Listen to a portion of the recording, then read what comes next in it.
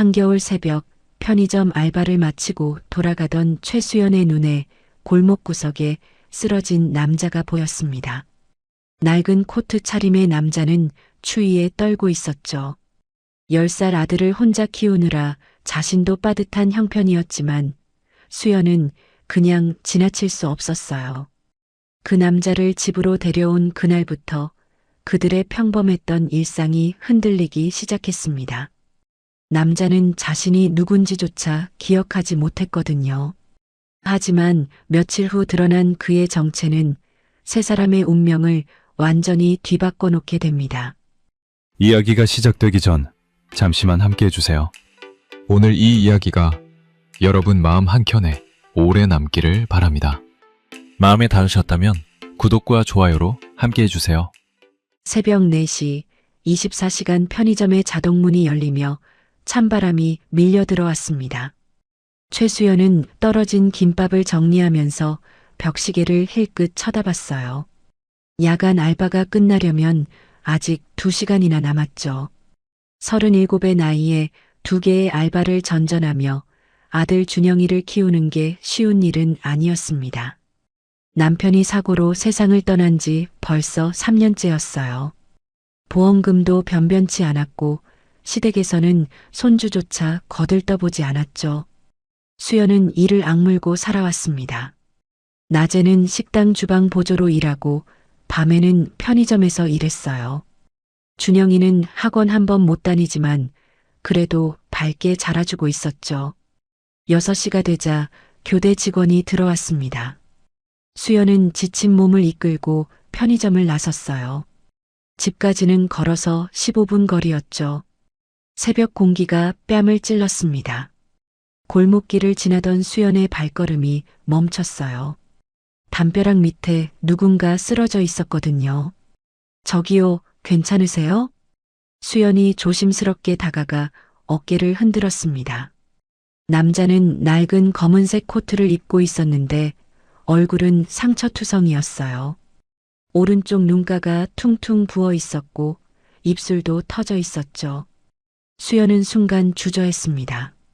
요즘 세상에 이런 사람을 함부로 도와줬다가 낭패를 보는 경우도 많다는 걸 알고 있었거든요.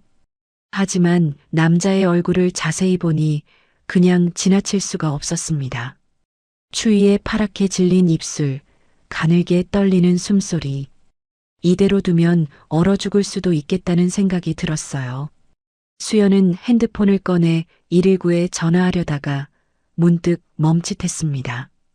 구급차를 부르면 신원 확인이 필요할 텐데 이 사람이 만약 범죄자라면? 아니면 무슨 사연이 있어서 숨어 지내는 사람이라면? 수연은 잠시 고민하다가 남자를 일으켰습니다. 생각보다 가벼웠어요. 마른 체격이었죠. 남자를 부축해 천천히 걸었습니다. 집까지 데려가기로 결심한 거예요. 수연의 집은 단칸 반지하 월세방이었습니다. 습기가 차고 햇빛도 잘 안 들었지만 그래도 모자가 지낼 보금자리였죠. 준영이는 아직 자고 있었어요. 수연은 남자를 거실 바닥에 조심스럽게 눕히고 담요를 덮어줬습니다. 그리고 따뜻한 물수건으로 얼굴의 상처를 닦아줬어요. 가까이서 보니 남자의 인상이 예사롭지 않았습니다. 수척하고 상처투성이었지만 어딘지 모르게 품위가 느껴졌어요. 손도 거칠지 않았죠. 육체 노동을 하는 사람의 손이 아니었습니다. 엄마. 뒤에서 준영이의 목소리가 들렸습니다. 수연이 돌아보니 잠옷 차림의 준영이가 눈을 비비며 서 있었어요. 준영아, 깜짝이야. 일찍 일어났네? 저 아저씨는 누구예요? 준영이가 쓰러진 남자를 가리키며 물었습니다. 수연은 아들을 안아 일으키며 부드럽게 말했어요. 길에서 쓰러져 계셔서 데려왔어. 괜찮아, 무서워하지 마. 아파 보여요. 그래서 우리가 도와드리는 거야. 준영이도 학교 가기 전에 아침 먹어야지. 수연은 준영이를 데리고 부엌으로 갔습니다. 간단하게 계란 프라이를 해주고 준영이의 학교 준비를 도왔어요. 준영이를 학교에 보내고 나서 수연은 거실로 돌아왔습니다. 남자는 여전히 깊은 잠에 빠져 있었어요. 수연은 식당 알바에 가기 전에 응급약을 챙겨놨습니다. 소독약과 밴드, 해열제까지. 그리고 메모지에 짧은 글을 남겼어요. 깨어나시면 물과 약 드세요. 저녁에 돌아오겠습니다. 수연이 집을 나선 건 아침 8시였습니다. 식당 주방은 늘 바쁘고 정신없었어요. 하지만 오늘은 자꾸만 그 남자 생각이 났죠. 혹시 깨어나서 집을 뒤지는 건 아닐까? 아니면 준영이가 학교에서 돌아왔을 때 위험한 일이 생기는 건 아닐까? 그날 저녁 수연은 부랴부랴 집으로 돌아왔습니다. 문을 여는 순간 놀라운 광경이 펼쳐졌어요. 남자가 깨어나 있었는데 거실 한 구석에 조용히 앉아 있었거든요. 준영이는 학원에 간 상태였고 남자는 혼자 창밖을 멍하니 바라보고 있었습니다. 깨어나셨어요? 수연이 조심스럽게 말을 걸었습니다. 남자가 고개를 돌려 수연을 바라봤어요. 그의 눈빛에는 당혹감과 두려움이 섞여 있었죠. 저를 구해주신 거죠? 남자의 목소리는 쉬어 있었습니다. 수연은 천천히 고개를 끄덕였어요. 네. 길에 쓰러져 계셔서요. 괜찮으세요? 감사합니다. 정말. 남자는 말을 잇지 못하고 고개를 떨궜습니다. 수연은 그의 표정을 살폈어요. 무언가 깊은 혼란에 빠져 있는 것 같았죠. 혹시 집에 연락하실 분은 없으세요? 가족분들이 걱정하실 텐데.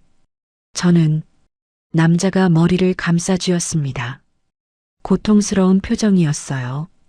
기억이 안 나요. 제가 누군지, 어디서 왔는지, 아무것도. 수연은 놀랐습니다. 기억상실?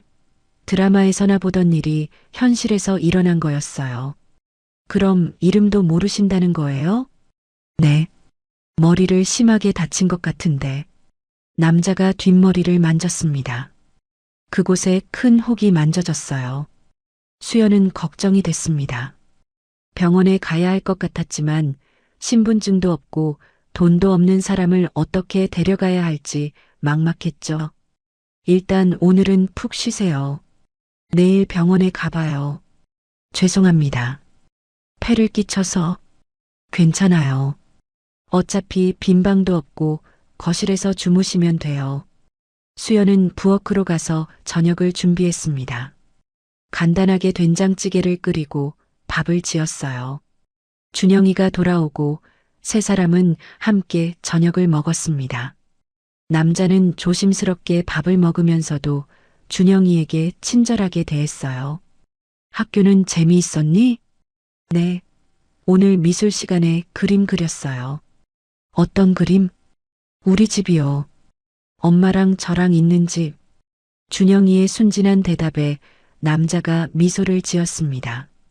그 미소를 보며 수연은 이 사람이 나쁜 사람은 아니라고 느꼈어요. 식사 후 수연은 남자의 옷을 확인했습니다.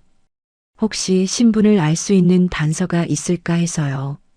코트 안주머니에서 명함 케이스가 나왔습니다. 은색 케이스에 WJ라는 이니셜이 새겨져 있었어요. 하지만 명함은 하나도 없었죠. W, J. 이게 이니셜인가 봐요. 그럼 제가 뭐라고 부를까요? 편하게 부르세요. 그럼 우진 씨라고 불러도 될까요?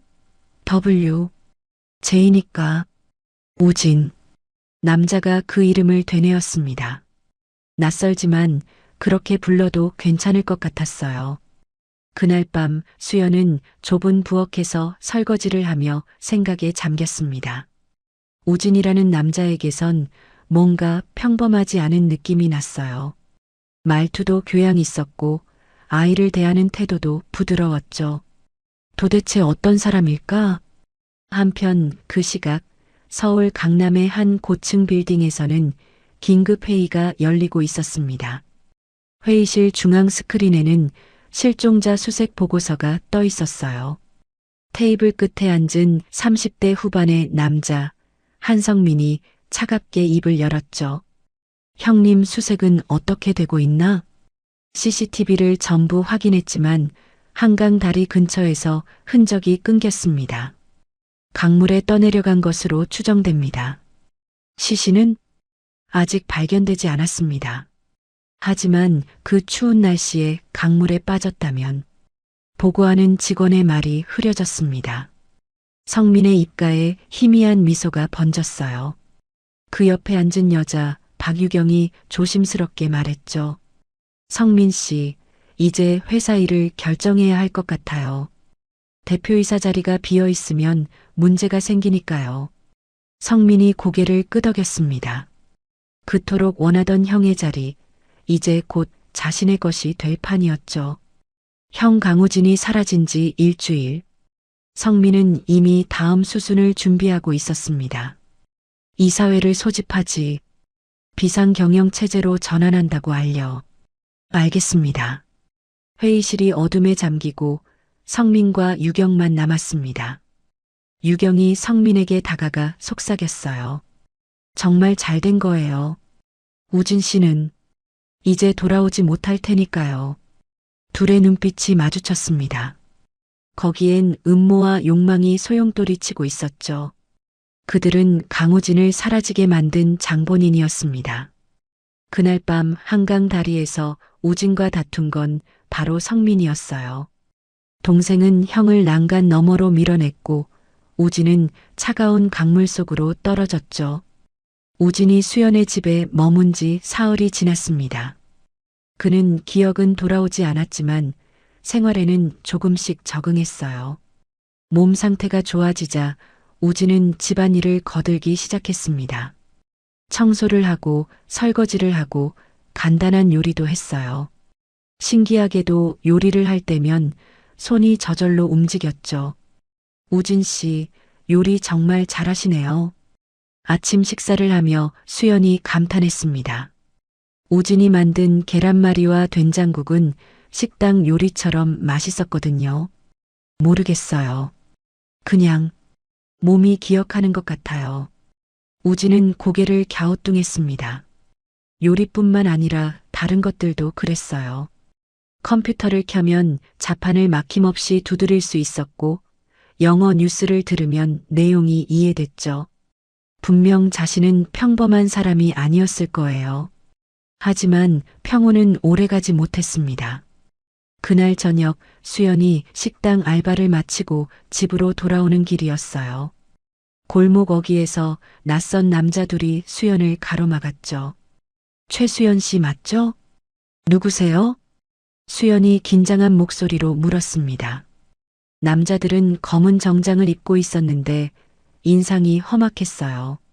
빚 갚을 생각 있으세요? 3천만 원. 원금의 이자 600만 원 포함해서 총 3,600만 원이에요. 수연의 얼굴이 하얗게 질렸습니다. 3천만 원. 남편이 사고로 죽기 전에 몰래 사채를 썼던 돈이었어요. 수연은 그 빚이 남편 명의로 되어 있어서 자신과는 상관없다고 생각했었죠. 하지만 사채업자들은 그렇게 생각하지 않는 모양이었습니다. 그건 제 남편이 쓴 돈이에요. 저는 몰랐고요. 배우자가 상속받는 거 아닌가요? 아니면 아드님한테 청구해야 하나? 협박이 노골적이었습니다. 수연은 온몸이 얼어붙는 것 같았어요. 준영이한테까지 손을 대겠다는 말이었죠. 일주일 드릴게요. 일주일 안에 돈 구하지 못하면. 알죠? 남자들은 그렇게 말하고 사라졌습니다. 수연은 그 자리에 주저앉아 눈물을 흘렸어요. 3,600만 원. 자신이 2년을 일해도 모을 수 없는 돈이었습니다. 집으로 돌아온 수연의 얼굴을 보고 우진이 놀랐습니다. 수연 씨, 무슨 일 있었어요? 얼굴이 왜 그래요? 아니에요. 괜찮아요. 수연은 억지로 웃으며 방으로 들어갔습니다. 하지만 우진은 그녀의 눈빛에서 두려움을 읽을 수 있었어요. 무언가 심각한 일이 생긴 게 분명했죠. 그날 밤 수연은 잠을 이루지 못했습니다. 3,600만 원을 구할 방법이 없었어요.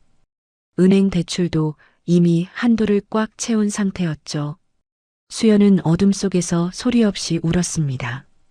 다음 날 아침, 우진은 수연의 상태가 심상치 않다는 걸 느낄 수 있었습니다. 그녀의 눈은 충혈되어 있었고 식사도 거의 하지 않았어요. 준영이를 학교에 보낸 후 우진이 조심스럽게 물었습니다. 수연 씨, 저한테 말씀해 주실 수 없나요? 제가 도울 수 있는 일이라면. 우진 씨도 기억도 없고 몸도 불편하신데 어떻게 도와주시겠어요? 수연의 목소리가 떨렸습니다. 우진은 그녀 앞에 앉았어요. 지금 제가 이렇게 있을 수 있는 건 수연 씨 덕분이에요. 도움이 필요하시면 말씀해 주세요. 수연은 잠시 망설이다가 입을 열었습니다. 사채 이야기, 일주일 안에 3,600만 원을 구해야 한다는 것, 그렇지 않으면 준영이가 위험할 수 있다는 것까지 다 털어놨어요. 말하는 동안 수연의 눈물이 멈추지 않았죠. 우진은 수연의 이야기를 듣고 깊은 생각에 잠겼습니다. 이상했어요. 자신도 모르게 머릿속에서 숫자와 계산이 떠올랐거든요. 3,600만 원이라는 액수를 어떻게 마련할지 방법들이 스쳐 지나갔죠. 하지만 지금의 자신에겐 한 푼도 없었습니다. 제가 뭔가 방법을 찾아볼게요. 우진이 중얼거렸습니다. 수연은 고개를 저었어요. 괜찮아요. 우진 씨 탓이 아니에요. 제가 알아서 할게요. 그날 오후 우진은 혼자 집 근처를 거닐었습니다. 머릿속을 정리하고 싶었어요. 걷다 보니 어느새 번화가에 와 있었죠. 높은 빌딩들이 즐비한 거리였습니다. 우진은 문득 이 풍경이 낯설지 않다는 걸 느꼈어요. 한 고층 빌딩 앞을 지나는데 머릿속에서 뭔가 번쩍였습니다. TK그룹이라는 간판. 이 건물을 본 적이 있는 것 같았어요. 우진은 빌딩을 올려다보며 멈춰섰죠. 가슴이 두근거렸습니다.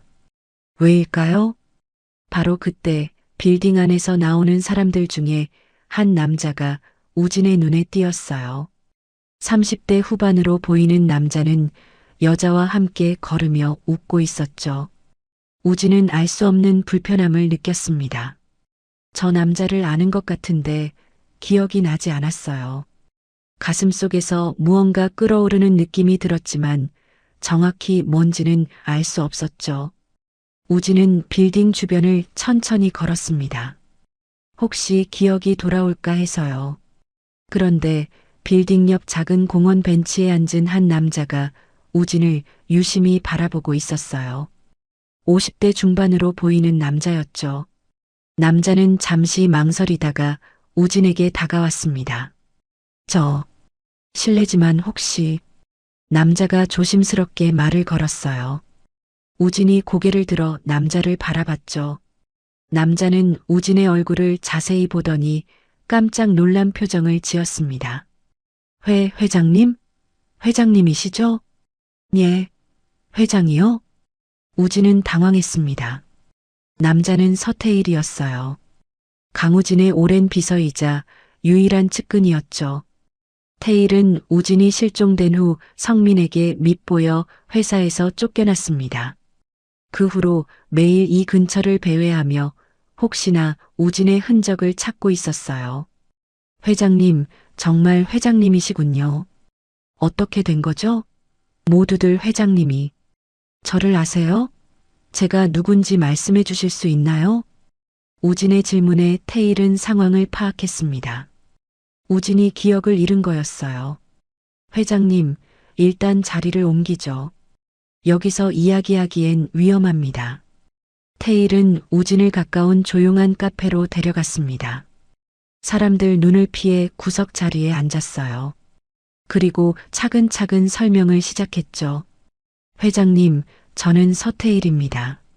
15년간 회장님 곁에서 비서로 일했어요. 태일의 설명은 충격적이었습니다. 우진은 TK그룹의 회장이었다는 것, 동생 한성민과 경영권 분쟁이 있었다는 것, 그리고 일주일 전 한강 다리에서 실종되었다는 것까지. 그날 밤 CCTV에는 회장님이 누군가와 몸싸움을 하다가 난간 너머로 떨어지는 장면이 찍혔습니다. 하지만 누군지는 확인되지 않았어요. 그럼 누가 저를 밀어낸 거죠? 확실하진 않지만 저는 성민 부사장님이 연루됐을 거라고 생각합니다. 회장님이 사라진 후 성민 부사장님은 바로 대표이사 자리를 차지했거든요. 우진의 표정이 굳어졌습니다. 동생이 자신을 죽이려 했다는 말인가요? 머릿속에서 희미한 기억의 파편들이 떠올랐어요. 어둠 속의 다툼, 차가운 난간, 그리고 떨어지는 순간의 공포. 회장님, 지금 회사로 돌아가시면 위험합니다. 성민 부사장님이 회장님이 살아계신 걸 알면. 알겠습니다. 일단 신분을 숨기고 있겠습니다. 우진은 잠시 생각하다가 말했어요. 태일 씨, 제가 부탁이 하나 있습니다. 저를 구해준 분이 있는데 그분이 큰 빚 때문에 고통받고 있어요. 3,600만 원인데 얼마든지 도와드리겠습니다. 태일은 주저없이 말했습니다. 우진은 수연의 주소와 상황을 설명했어요. 태일은 이틀 내로 돈을 마련하겠다고 약속했죠. 회장님, 앞으로 어떻게 하실 겁니까?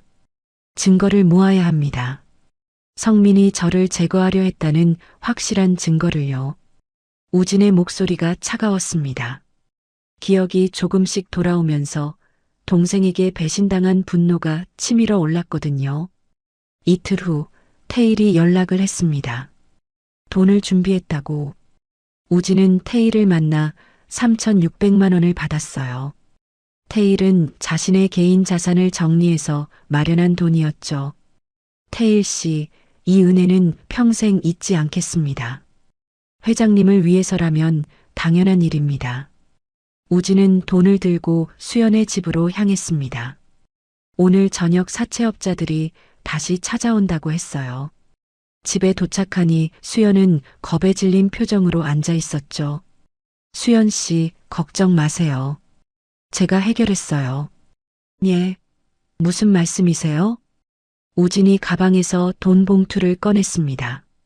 수연은 눈이 휘둥그레졌어요. 이게 뭐예요? 3,600만 원이요. 빚 갚는 데 쓰세요. 우진 씨, 이 돈을 어떻게 해? 수연은 믿을 수 없다는 표정이었습니다. 우진은 조심스럽게 설명했어요. 제가 기억을 조금 찾았어요. 그리고 제 친구가 도와줬습니다. 하지만 이렇게 큰 돈을 수연 씨가 저를 구해주셨잖아요. 이건 당연한 거예요. 저녁 8시 예상대로 사채업자 2명이 집 앞에 나타났습니다. 수연은 떨고 있었지만 우진이 앞으로 나섰죠. 돈은 여기 있습니다. 우진이 돈 봉투를 건넸습니다. 사채업자들은 놀란 표정으로 돈을 확인했어요. 어디서 구했는지 모르겠지만 좋아요. 영수증 써드리죠. 남자들은 영수증을 쓰고 사라졌습니다. 수연은 그제야 안도의 한숨을 쉬었어요. 우진이 수연의 어깨를 다독였죠. 이제 괜찮아요. 우진 씨, 정말 고마워요. 어떻게 갚아야 할지. 갚을 필요 없어요. 수연 씨가 저를 살려주셨으니까요. 그날 밤 준영이가 잠든 후 우진은 수연에게 진실을 말했습니다. 자신이 TK그룹 회장이었다는 것, 지금은 신분을 숨기고 있어야 한다는 것을 설명했죠. 그러니까 우진 씨가 재벌이라는 거예요? 네. 하지만 지금은 죽은 것으로 처리되어 있어요. 제 동생이 저를 없애려 했던 것 같습니다. 수연은 충격을 받았습니다. 자신이 구한 노숙자가 알고 보니 대기업 회장이었다니. 그럼 이제 회사로 돌아가시는 거예요? 아니요.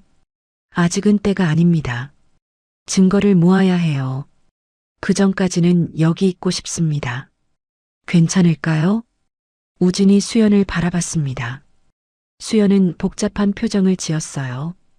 우진이 평범한 사람이 아니라는 걸 알게 된 지금 그를 대하는 게 조금 어색했죠.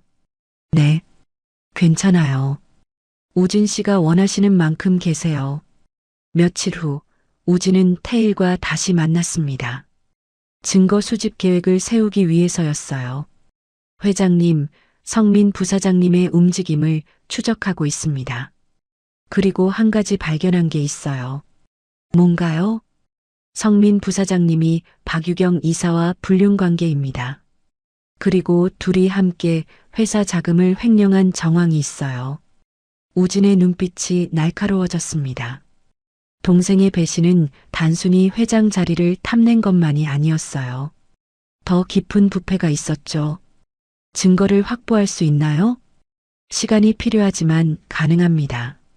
제가 예전에 알던 회계팀 직원이 협조해 주기로 했어요. 좋습니다. 천천히 하지만 확실하게 진행해 주세요. 우진과 태일은 조용히 증거를 모으기 시작했습니다.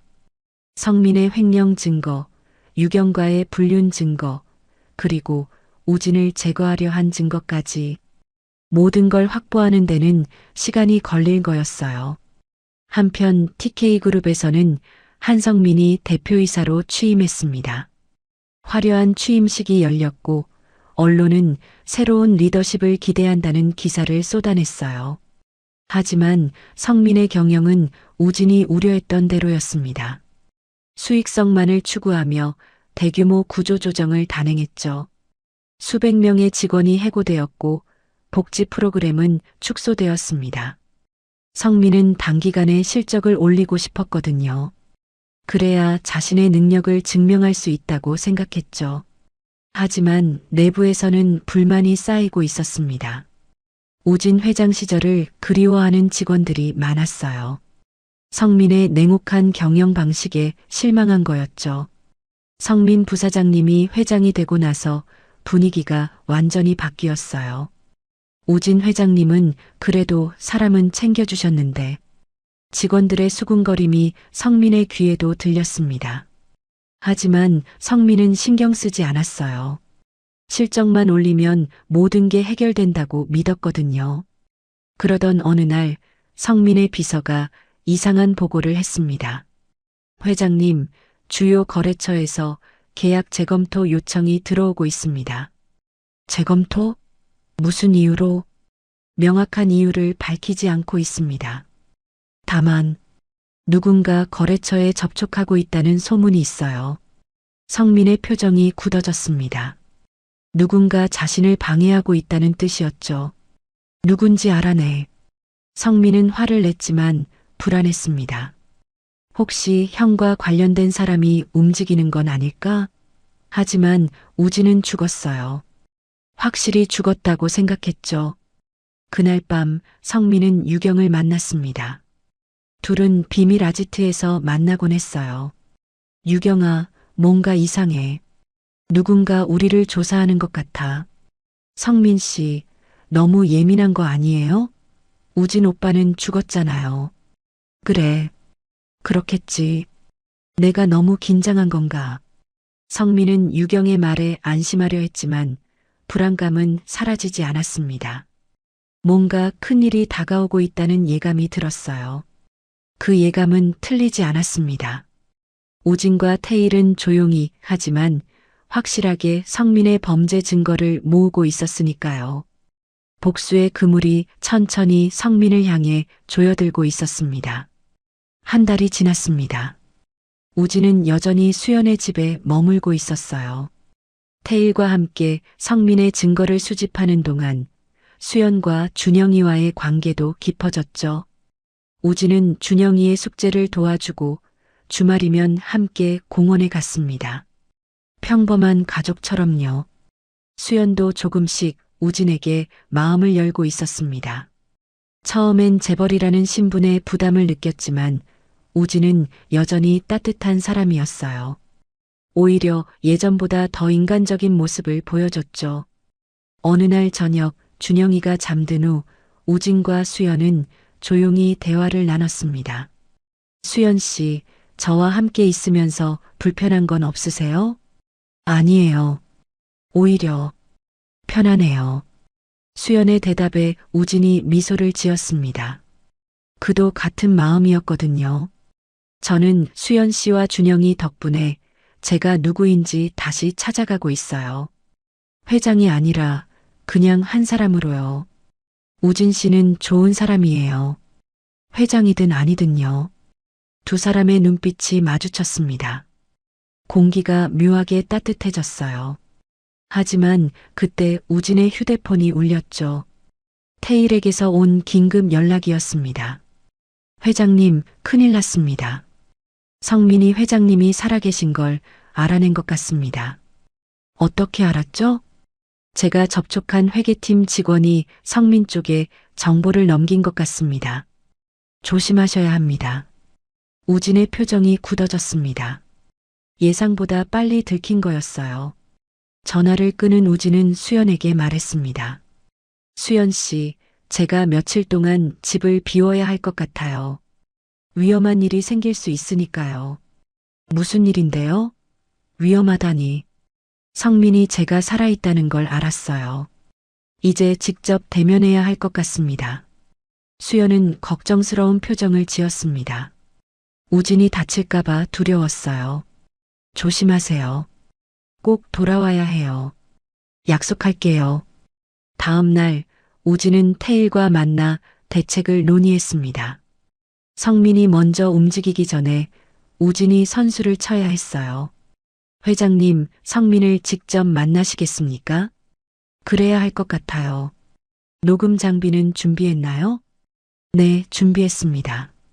그리고 경찰과도 협조 체계를 구축했어요. 우진은 성민에게 먼저 연락했습니다. 형제가 만나서 이야기하자고. 성민은 놀랐지만 곧 냉정을 되찾았어요. 형님, 정말 살아계셨군요. 그래. 내가 날 한강에 밀어 넣었지만 운 좋게 살아났어. 어디서 만날까요? 내가 정해. 어차피 내 계획대로 될 테니까. 우진의 말에는 냉소가 담겨 있었습니다. 성민은 만남 장소를 한강변 창고로 정했어요. 한적하고 은밀한 곳이었죠. 그날 저녁 우진은 창고로 향했습니다. 태일은 멀리서 지켜보고 있었고 경찰도 대기하고 있었어요. 우진은 녹음기를 몸에 숨기고 창고 안으로 들어갔죠. 창고 안에는 한성민이 기다리고 있었습니다. 그리고 박유경도 함께였어요. 성민은 우진을 보자 복잡한 표정을 지었죠. 형님, 정말 오셨군요. 성민아, 우리 이야기 좀 하자. 우진은 차분하게 말했습니다. 성민이 다가왔어요. 형님, 어떻게 살아남으신 거예요? 그날 분명 내가 날 한강에 밀어 넣은 거 맞아. 하지만 난 살아남았어. 우진의 말에 성민의 표정이 굳어졌습니다. 옆에 있던 유경이 긴장한 표정으로 성민을 바라봤어요. 형님이 살아계시면 모든 게 끝나는 거잖아요. 유경이 속삭였습니다. 성민은 고개를 끄덕였어요. 형님, 죄송하지만 이번엔 확실히 해야겠어요. 성민이 손짓하자 창고 구석에 숨어있던 남자 둘이 나타났습니다. 우진을 둘러쌌죠. 우진은 예상했다는 듯 침착했어요. 성민아, 내가 왜 이렇게까지 하는 거야? 회장 자리가 그렇게 중요해? 형님은 몰라요. 평생 형님 그늘에 가려 살아온 제 심정을. 성민의 목소리에 분노가 섞여 있었습니다. 전 항상 2등이었어요. 공부도 더 잘했고 일도 더 잘했는데 항상 형님만 인정받았죠. 왜요? 장남이니까요. 그게 공평해요? 성민아, 형님은 너무 약했어요. 회사를 키울 생각은 안 하고 직원 복지니 사회 환원이니 그런 걸로 회사가 커지나요? 성민의 말은 쌓여있던 감정의 폭발이었습니다. 우진은 동생의 아픔을 처음 제대로 느꼈어요. 그래서 날 죽이려 한 거야? 형님이 물러나지 않으셨잖아요. 저한테 기회를 주지 않으셨어요. 너한테 기회를 주지 않은 게 아니야. 난 항상 너와 함께 회사를 이끌고 싶었어. 하지만 넌 혼자 하려고만 했잖아. 우진의 말에 성민이 멈칫했습니다. 그 말이 사실이었거든요. 우진은 여러 번 성민에게 함께 하자고 제안했어요. 하지만 성민은 거절했죠.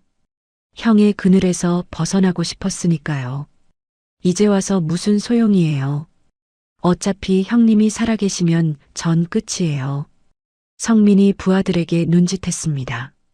남자들이 우진에게 다가왔어요. 바로 그때 창고 문이 거칠게 열렸습니다. 경찰이다. 모두 손들어. 경찰들이 쏟아져 들어왔습니다.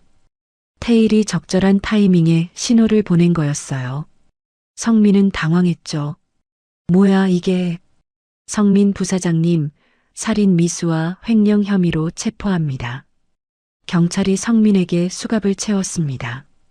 유경도 함께 체포됐어요. 성민은 분노와 절망으로 우진을 노려봤죠. 형님이 저한테 이럴 수 있어요? 성민아, 넌 선을 넘었어. 형제를 죽이려 했잖아. 우진의 목소리가 떨렸습니다. 동생을 경찰에 넘기는 일이 쉽지 않았어요. 하지만 어쩔 수 없었죠. 성민은 경찰에 끌려나갔습니다. 창고에는 우진과 태일만 남았어요. 회장님, 괜찮으십니까? 아니, 괜찮지 않아요. 우진은 힘없이 주저앉았습니다. 동생을 직접 감옥에 보내는 일이 얼마나 고통스러운지 이제야 실감이 났죠. 태일이 우진의 어깨를 두드렸습니다. 회장님이 옳은 일을 하신 겁니다. 옳은 일? 그렇겠죠. 우진은 무거운 마음으로 수연의 집으로 돌아갔습니다. 문을 열고 들어서자 수연이 달려왔어요. 우진 씨, 괜찮으세요? 네, 괜찮아요. 하지만 우진의 표정은 괜찮지 않았습니다. 수연은 우진을 안아줬어요. 말없이 위로해줬죠. 우진은 수연의 품에서 조용히 눈물을 흘렸습니다. 여러분, 여기까지 이야기 어떠셨나요? 우진 씨와 성민의 대결이 드디어 시작됐자죠. 형제 간의 갈등이 이렇게 비극적으로 폭발할 줄 누가 알았겠어요. 성민의 분노와 질투, 우진의 고통과 슬픔이 모두 느껴지는 장면이었습니다. 하지만 이야기는 여기서 끝이 아니에요. 우진 씨가 회사로 돌아가면 어떤 일이 벌어질까요? 그리고 수연 씨와의 관계는 어떻게 될까요? 계속해서 들어봐 주세요. 다음 날 우진의 생존 소식이 언론에 보도되었습니다. TK그룹 회장이 살아 돌아왔다는 뉴스는 재계를 뒤흔들었어요. 주가는 급등했고 직원들은 환호했죠. 우진은 기자회견을 열었습니다. 여러분, 저 강우진입니다. 한 달 전 실종됐다가 오늘 이렇게 돌아왔습니다. 기자들의 질문이 쏟아졌어요. 회장님, 그동안 어디 계셨습니까? 기억을 잃고 헤매고 있었습니다. 한 분의 도움으로 살아날 수 있었죠. 한성민 부사장과의 갈등이 원인인가요? 그 부분은 경찰 수사에 협조하고 있습니다. 더 말씀드리기 어렵네요. 우진은 신중하게 답변했습니다. 성민에 대한 이야기를 너무 자세히 하고 싶지 않았거든요. 아직 동생이었으니까요. 기자회견이 끝난 후 우진은 회장실로 돌아왔습니다. 책상 위에는 밀린 업무가 산더미처럼 쌓여 있었어요. 한 달 동안 성민이 진행한 사업들도 재검토해야 했죠. 회장님, 이사회에서 긴급 회의를 요청했습니다. 비서가 들어와 보고했습니다. 우진은 고개를 끄덕이고 회의실로 향했어요. 이사들은 복잡한 표정으로 우진을 맞이했습니다. 성민의 정책을 지지했던 이사들은 불안해했죠. 회장님, 환영합니다. 하지만 한 가지 여쭤봐야 할 게 있습니다. 한 이사가 조심스럽게 물었어요. 성민 부사장이 진행한 구조조정은 어떻게 하실 겁니까? 이미 수백 명이 해고됐는데 전부 취소합니다. 해고된 직원들을 복직시키고 폐쇄된 사업부도 재가동하겠습니다. 우진의 단호한 대답에 이사들이 술렁였습니다. 하지만 회장님, 그럼 수익도 중요하지만 사람이 더 중요합니다. 우리 회사의 자산은 직원들이에요. 우진의 경영 철학은 명확했습니다. 이익만을 추구하는 경영이 아니라 사람을 중심에 둔 경영이었죠. 이사들은 더 이상 반론을 제기하지 못했습니다. 회의가 끝나고 우진은 직원들에게 메시지를 보냈습니다. 해고된 여러분께 진심으로 사과드립니다.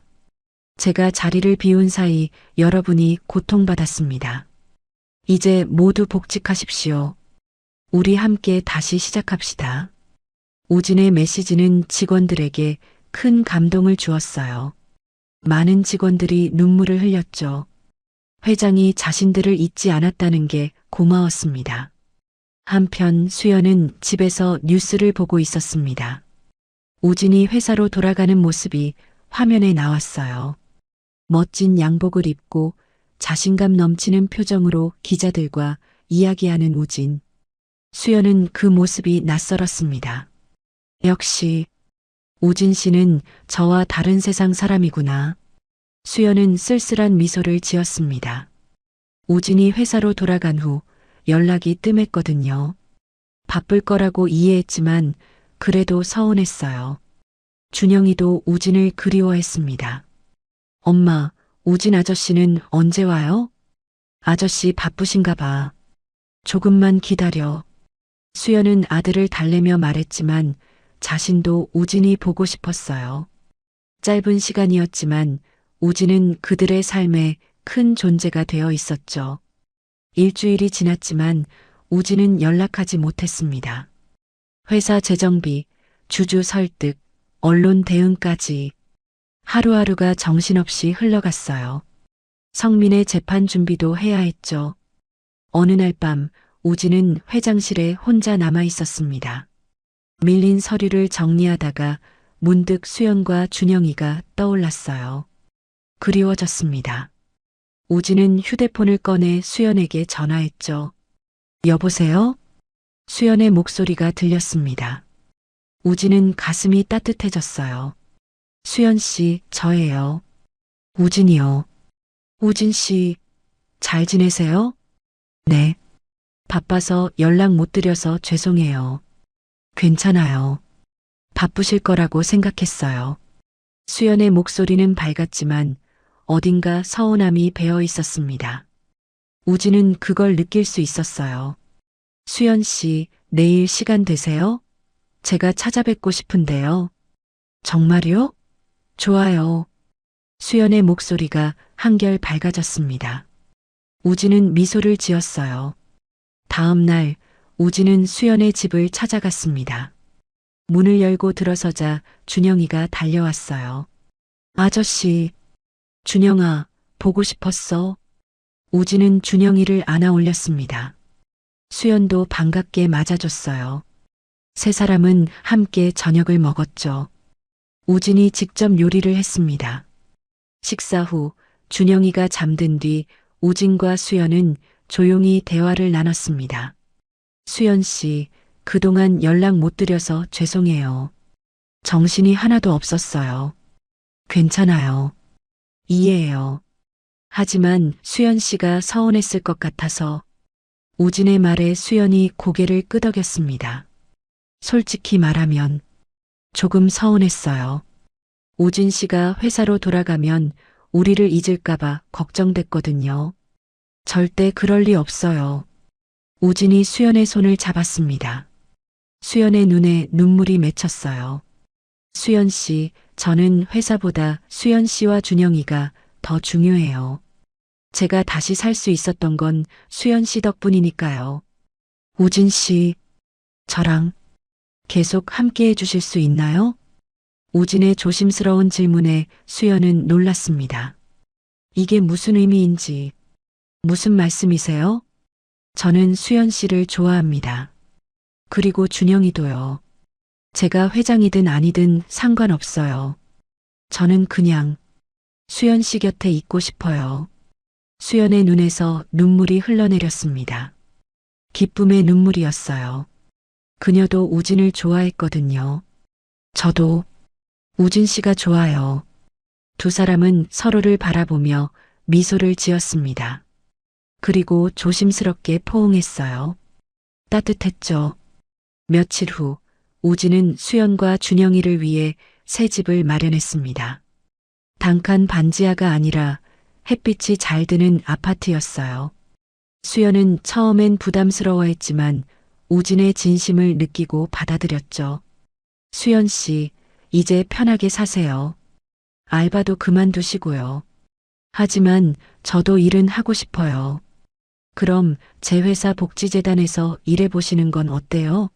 수연 씨 같이 어려운 환경에 있는 사람들을 도와주는 일이에요. 우진의 제안에 수연은 눈이 빛났습니다. 다른 사람을 돕는 일이라면 의미가 있을 것 같았어요. 좋아요. 해볼게요. 수연은 TK그룹 복지재단에서 일하기 시작했습니다. 처음에는 서툴렀지만 곧 적응했어요. 수연 자신이 어려운 시절을 겪었기에 도움이 필요한 사람들의 마음을 잘 이해할 수 있었죠. 우진과 수연의 관계는 자연스럽게 깊어졌습니다. 주말이면 준영이와 함께 공원에 가고 영화도 보고 맛있는 식사도 했어요. 평범한 연인처럼요. 하지만 언론의 관심은 피할 수 없었습니다. TK그룹 회장의 연애 소식은 화제가 되었죠. 기자들이 수연을 취재하려 했지만 우진이 막아섰어요. 제 사생활은 존중해 주시기 바랍니다. 우진의 단호한 태도에 기자들은 물러났습니다. 수연은 우진의 배려가 고마웠어요. 2달이 지났습니다. 한성민의 재판이 시작되었어요. 법정에는 언론사들이 몰려들었죠. 우진은 증인석에 섰습니다. 증인은 피고인과 어떤 관계입니까? 검사가 물었습니다. 우진은 침착하게 대답했어요. 동생입니다. 친동생이죠. 피고인이 증인을 살해하려 했다는 게 사실입니까? 네. 한강 다리에서 피고인은 저를 난간 밖으로 밀어냈습니다. 우진의 증언에 방청석이 술렁였습니다. 성민은 피고석에서 고개를 떨구고 있었어요. 재판은 여러 차례 진행되었습니다. 성민의 변호인은 형제간의 갈등이었을 뿐 살인 의도는 없었다고 주장했죠. 하지만 증거는 명확했습니다. 녹음 기록, CCTV 영상, 그리고 횡령 증거까지. 최종 변론이 있던 날 성민이 최후 진술을 했습니다. 저는 제가 저지른 일을 후회합니다. 성민의 목소리가 떨렸어요. 형님을 죽이려 했던 것, 회사를 독차지하려 했던 것 모두 제 욕심 때문이었어요. 형님은 늘 저를 아꼈는데 저는 그걸 이해하지 못했습니다. 성민은 우진을 향해 고개를 숙였습니다. 형님, 정말 죄송합니다. 평생 속죄하며 살겠습니다. 우진은 복잡한 표정으로 동생을 바라봤어요. 성민의 사과가 진심인지 확신할 수 없었지만 동생의 눈물만큼은 진짜 같았죠. 판결이 내려졌습니다. 징역 8년. 성민은 판결을 담담히 받아들였어요. 퇴정하기 전 성민은 우진을 마지막으로 바라봤습니다. 우진도 성민을 바라봤어요. 법정을 나선 우진은 수연과 만났습니다. 수연은 우진을 안아줬어요. 힘드셨죠? 네. 하지만 이제 끝났어요. 우진은 수연의 품에서 한숨을 내쉬었습니다. 그날 저녁 우진은 회사에서 중요한 발표를 했습니다. TK그룹이 대대적인 사회 환원 프로그램을 시작한다는 내용이었어요. 저는 힘든 시기를 겪으며 깨달았습니다. 진정한 성공은 이익이 아니라 사람입니다. 우리 회사는 앞으로 사회와 함께 성장하는 기업이 되겠습니다. 우진의 발표에 언론과 직원들은 큰 박수를 보냈습니다. 수연도 자리에 참석해 있었는데 우진의 모습이 자랑스러웠어요. 발표가 끝난 후 한 기자가 질문했습니다. 회장님, 최수연 씨와의 결혼 계획은 있으신가요? 우진은 잠시 망설이다가 수연을 바라봤어요.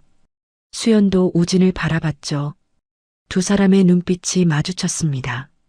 네, 있습니다. 조만간 좋은 소식 전하겠습니다. 우진의 대답에 기자들이 환호했습니다. 수연은 얼굴이 빨개졌어요. 그날 밤 집으로 돌아온 우진은 수연 앞에서 무릎을 꿇었습니다. 손에는 반지 상자가 들려 있었어요. 수연 씨, 저와 결혼해 주시겠어요? 수연은 눈물을 흘리며 고개를 끄덕였습니다. 네, 좋아요. 준영이가 뒤에서 박수를 쳤어요. 와, 엄마랑 우진 아저씨가 결혼해요.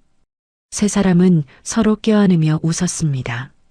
힘든 시간을 함께 견뎌낸 만큼 이 행복이 더욱 소중하게 느껴졌어요. 석 달 후 우진과 수연은 조촐한 결혼식을 올렸습니다. 가까운 친구와 가족들만 초대했어요.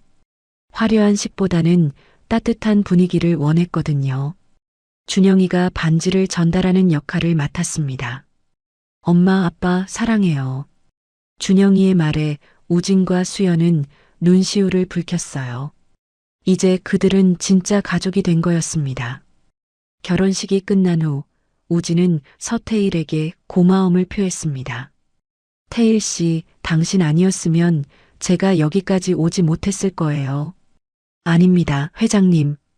회장님의 의지가 있었기에 가능한 일이었죠. 앞으로도 잘 부탁해요. 물론입니다, 회장님. 결혼 후 우진과 수연은 새 출발을 했습니다. 강남의 아파트에서 함께 살기 시작했어요. 준영이는 자기 방을 갖게 되어 신이 났죠. 우진은 회장으로서 회사를 안정적으로 이끌었습니다. 직원 복지를 강화하고 사회 환원 프로그램을 확대했어요. 수익도 꾸준히 늘었죠. 우진의 경영 철학이 옳았다는 게 증명된 거였습니다. 수연은 복지재단의 핵심 인물이 되었습니다. 저소득층 가정 지원, 한부모 가정 돕기 등 다양한 프로그램을 기획했어요. 수연 자신이 그런 환경에서 살았기에 진심을 담아 일할 수 있었죠. 그러던 어느 날 교도소에서 연락이 왔습니다. 한성민이 가석방 심사를 받는다는 내용이었어요. 이미 3년이 지났고 모범수로 인정받아 조기 석방 대상이 되었다는 거였죠. 우진은 성민을 만나러 교도소를 찾았습니다. 면회실에 나타난 성민은 많이 달라져 있었어요. 3년 전보다 훨씬 수척하고 차분해 보였죠. 형님, 면회 와주셔서 감사합니다. 성민아, 어떻게 지냈니? 반성하며 지냈습니다. 제가 저지른 일을 생각하면 잠도 제대로 못 잤어요. 성민의 목소리가 진지했습니다. 우진은 동생의 눈을 들여다봤어요. 예전의 오만함은 사라지고 진심 어린 뉘우침이 느껴졌죠. 성민아, 나가면 뭐 하고 싶니? 형님께 용서를 구하고 싶어요. 그리고 저처럼 실수한 사람들을 돕고 싶습니다. 성민의 말에 우진은 놀랐습니다. 동생이 정말 변한 것 같았어요. 형님, 제가 나가면 용서해 주실 수 있나요? 성민아, 용서는 시간이 필요해. 하지만 내가 진심으로 변했다면 나는 내게 다시 기회를 주고 싶어. 우진의 말에 성민은 눈물을 흘렸습니다. 감사합니다, 형님. 2달 후 성민은 가석방되었습니다. 교도소를 나온 성민은 조용히 생활하며 작은 사회적 기업을 시작했어요. 정가자들에게 일자리를 제공하는 사업이었죠. 우진은 성민의 변화를 지켜봤습니다. 처음엔 의심했지만 성민의 진심을 느낄 수 있었어요. 1년이 지난 후 우진은 성민을 집으로 초대했습니다. 형님, 정말 와도 되는 건가요? 그래. 수연이랑 준영이도 너를 만나고 싶어 해. 성민은 떨리는 마음으로 형의 집을 찾았습니다. 수연이 따뜻하게 맞이했어요. 성민 씨, 어서 오세요. 형수님, 과거에 제가 저지른 일들 정말 죄송합니다. 괜찮아요. 이제 새로 시작하세요.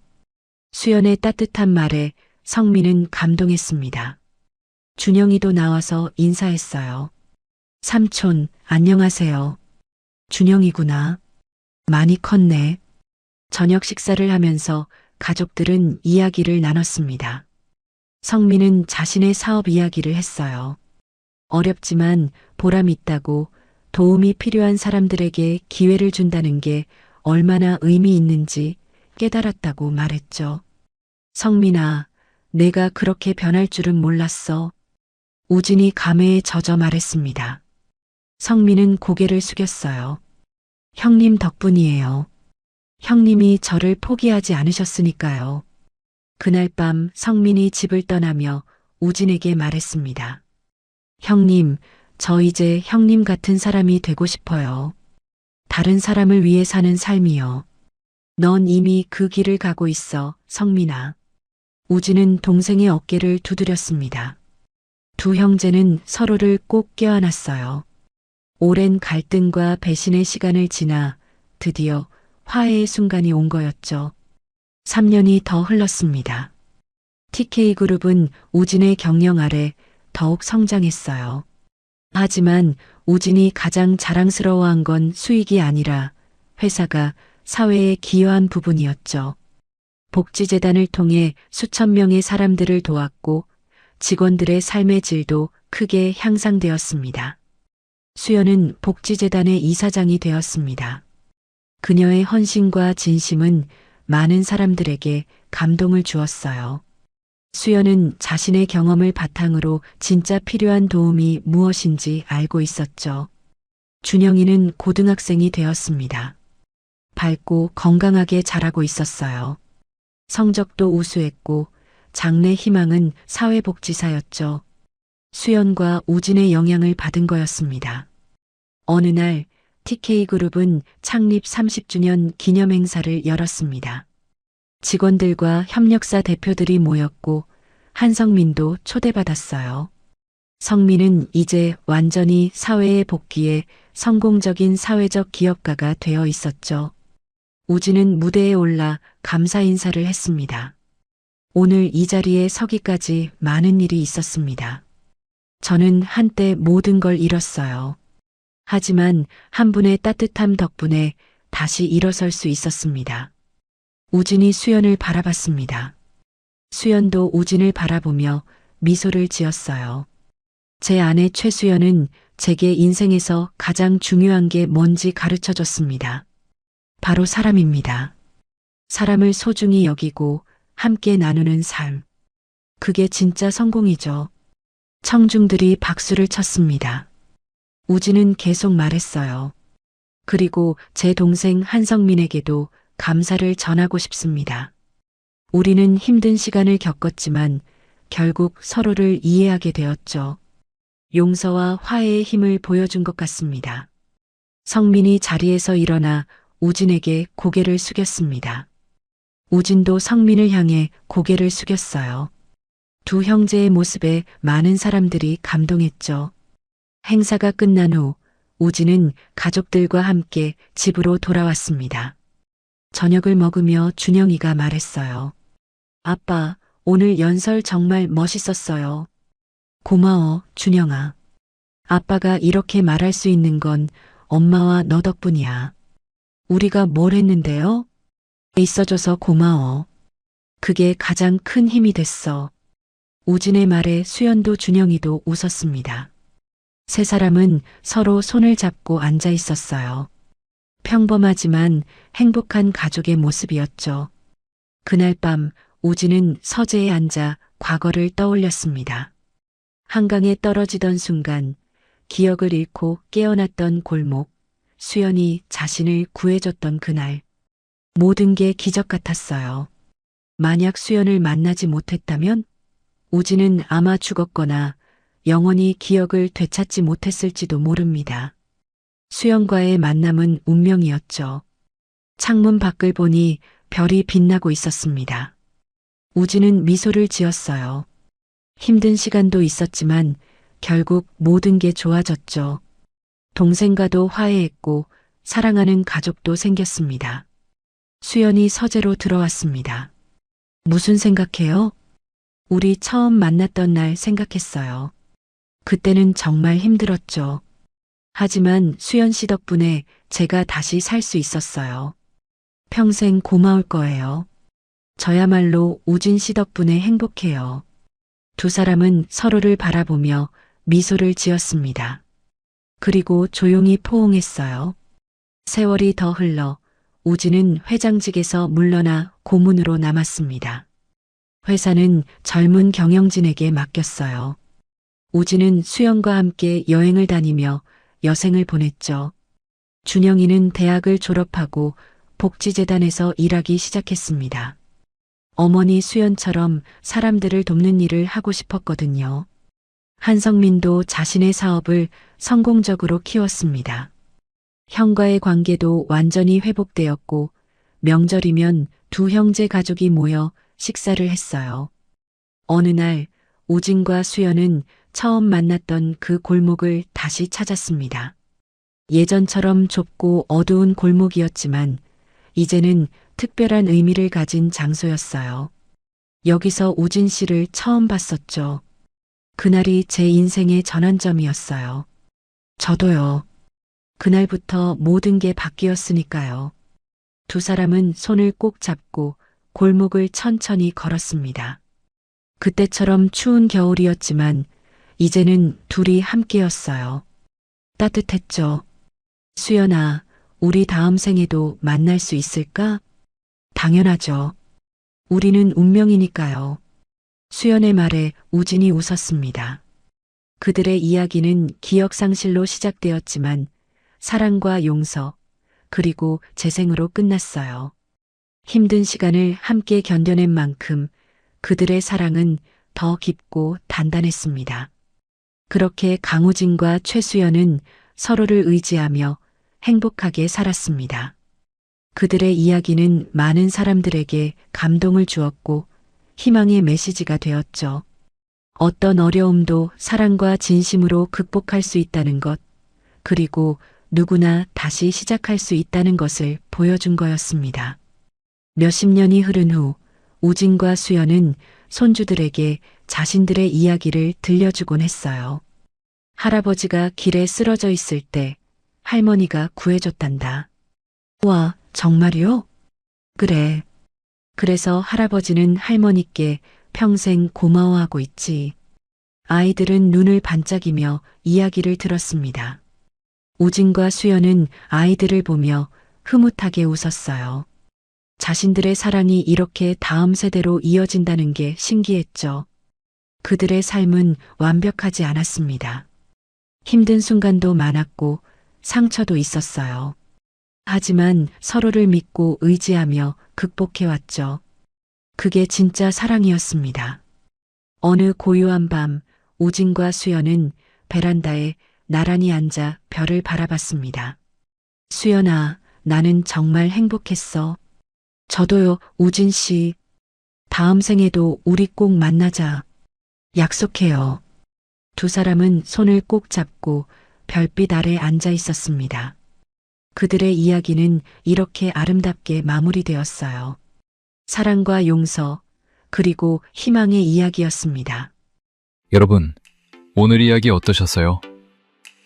기억을 잃고 노숙자가 된 대기업 회장이 가난한 모자를 만나 새로운 인생을 살게 되는 이야기였죠. 강우진은 모든 걸 잃었지만 최수연과 준영이 덕분에 진짜 소중한 게 뭔지 깨달았어요. 돈도 권력도 아닌 사람이었죠. 동생 한성민의 배신은 가슴 아팠지만 결국 두 형제는 화해했어요. 성민은 욕심 때문에 형을 배신했지만 감옥에서 진심으로 반성하고 새로운 삶을 살게 됐죠. 사람은 누구나 실수를 하지만 진심으로 뉘우친다면 다시 시작할 수 있다는 걸 보여준 거였습니다. 우진과 수연의 사랑도 정말 아름다웠어요. 신분 차이를 넘어선 진짜 사랑이었죠.